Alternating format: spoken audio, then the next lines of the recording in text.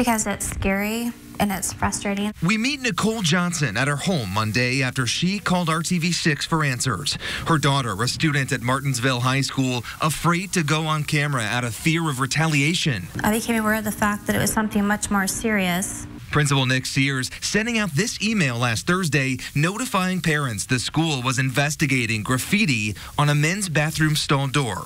It also says Martinsville police are involved, but doesn't explain why. I was not notified about a threat. I was notified about graffiti, and that was it. To me, graffiti is for a good time call. It's not somebody threatening to shoot up the school. The facts left out, confusing Johnson and other parents. They're frustrated. They're demanding answers. We were left in the dark about the well-being of our children when we send them to school. On Monday, officials closed school bathrooms during class as the investigation continued. Restrooms were locked, but none of the students were allowed to go to the bathroom unless they went to the office.